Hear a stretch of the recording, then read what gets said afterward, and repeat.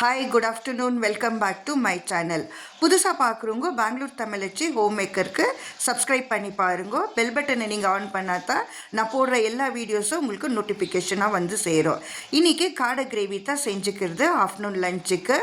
எனக்கு காடை பிடிக்காது, ஆனால் என் பசங்களுக்கும் ஹஸ்பண்டுக்கும் நல்லாவே காடை விரும்பி சாப்பிடுவாங்க. அதுக்கோசரம் நான் இன்றைக்கி காடை கிரேவி செஞ்சுக்கிறது எப்படி செய்யலான்ட்டு பார்த்துக்கலாம். ஃபஸ்ட்டே நம்ம மசாலா நல்லா வதக்கிட்டு செய்யணுமா இருக்குது. அதுக்கு ஒரு பேனில் 1 டேபிள் ஸ்பூனு எண்ணெய் நல்லா காஞ்சணும். ஒரு துண்டு பட்டை, லவங்க, 1 டேபிள் ஸ்பூனு தனியா, பேடிகை மென்ஷன்காய் தான் நான் எடுத்துங்கிறது. அதாவது காஷ்மீரி சில்லி. காரம் இருக்காது, ஆனால் கிரேவிக்கு நல்லாவே கலர் கொடுக்கும். ஒரு துண்டு இஞ்சி, ஒரு 5-6 பல்லு பூண்டு நம்ம சேர்த்து நல்லாவே இந்த மாதிரி வதக்கிக்கணுமா இருக்குது. வதக்கிட்ட பிறகு ஒரு பெரிய சைஸு வெங்காயம் நான் கட் பண்ணி சேர்த்துக்கிறேன். மீடியம் சைஸ் இருந்தாக்கா 2 நீங்கள் சேர்த்துக்கலாம். வெங்காயம் நல்லா கண்ணாடி பதத்துக்கு வரணுமா இருக்குது. கண்ணாடி பதத்துக்கு வந்துட்ட பிறகு ஒரு 3 தக்காளி நான் சேர்த்துங்கிறேன். பெங்களூர் தக்காளி தான் சேர்த்துங்கிறது. எனக்கு புளிப்பு இதில் கம்மியாக இருக்கும். தக்காளி நல்லாவே வதங்கி வரணுமா இருக்குது. இப்போ ஸ்டவ் ஆஃப் பண்ணிவிட்டு நல்லா சில்லுன்னு ஆகிட்ட பிறகு மிக்ஸி ஜாரில் நல்லா நைஸாகவே அரைச்சிக்கணுமா இருக்குது. இப்போ நைஸாக நான் அரைச்சின்னு வந்துடுறேன். சில்லுன்னு ஆகிட்ட பிறகு அதே பேனில் ஒரு 2-3 டேபிள் ஸ்பூனு எண்ணெய் ஊற்றிக்கலாம். எண்ணெய் கொஞ்சம் அதிகமாக இருந்துச்சுன்னா இந்த கிரேவிக்கு நல்லாயிருக்கும். இப்போ பாருங்கள், நான் மசாலா நல்லா நைஸாகவே அரைச்சின்னு வந்தாச்சு.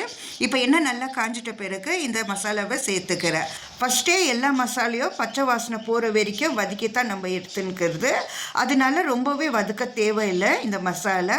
இப்போ பாருங்கள், கெட்டியாகவே இருக்குது. இது கூடவே நான் இன்னும் கொஞ்சம் தண்ணி சேர்த்துக்கிறேன். ஜார் கழுவுன தண்ணியை நான் சேர்த்துன்னுக்கிறேன். இப்போ ஒரு 1/2 டேபிள் ஸ்பூனு மஞ்சள் தூள், 1 டேபிள் ஸ்பூனு மிளகாத்தூள் உங்கள் காரத்துக்கு தகுந்த மாதிரி போட்டுக்கோங்க. 3/4 டேபிள் ஸ்பூனு கரம் மசாலா போட்டுட்ட பிறகு ஒரு 2-3 நிமிஷம் வரைக்கும் லிட்டை போட்டு நம்ம மூடி வச்சிடலாம். காடை ஏற்கனவே சின்னதாக தான் இருக்கும், அதனால ரொம்ப குட்டி குட்டி பீஸாக நம்ம கட் பண்ணுறது வேண்டாம். ஒரு முழு காடை 2 துண்டாக கட் பண்ணிக்கினா போதுமா இருக்குது. நல்லா வாஷ் பண்ணி இந்த மாதிரி எடுத்துக்கணுமா இருக்குது. இப்போ பாருங்க, கிரேவி நல்லாவே கொதி வந்தாச்சு. இந்த நேரத்தில் காடையை சேர்த்துக்கலாம். எவ்வளோ பேருக்கு காடை பிடிக்கும்ன்ட்டு எனக்கு கமெண்ட் பண்ணுங்க. இதே கிரேவியில் சிக்கனும் சேர்த்துக்கலாம் நீங்கள். அது சிக்கன் கிரேவி ஆகிடும். இல்லை உங்களுக்கு சிக்கன் வேண்டான்னா கூட முட்டை பாயில் பண்ணியிருந்து கூட சேர்த்துக்கலாம். நல்லா டேஸ்டியாகவே இருக்கும்.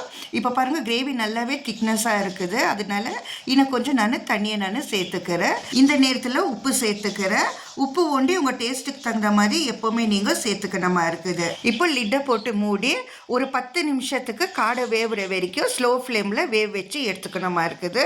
காடை நல்லா ஜல்தியாக வெந்துடும். நம்மளுக்கு காடை நல்லாவே வெந்து வந்தாச்சு. இதுக்கு மேலே கொத்தமல்லி கொஞ்சமாக தூவிக்கணுமா இருக்குது. ஒரு 1/2 லெமனை பிழிஞ்சு நம்ம எடுத்துக்கினாக்கா சூப்பரான நல்ல டேஸ்டியான காடை கிரேவி ரெடி ஆயிடுச்சு.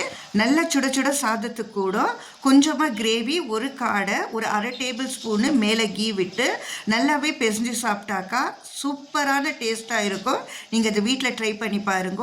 காத்தால பிரேக்ஃபாஸ்ட்டுக்கு இட்லி இல்லை தோசை கூட ரொம்பவே நல்லா இருக்கும். இன்னமும் கொஞ்சம் கெட்டியாக நம்ம பண்ணி எடுத்துக்கினாக்கா சப்பாத்தி கூட சாப்பிட்றதுக்கு கூட காம்பினேஷன் நல்லாவே இருக்கும். பாருங்க, இந்த நேரத்தில் ஒரு 1/2 டேபிள் ஸ்பூனு கீ ஊற்றிட்டு மூடி நம்ம வச்சுட்டு அப்புறம் சர்வ் பண்ணாக்கா அதுக்கு வார்த்தையே இல்லை.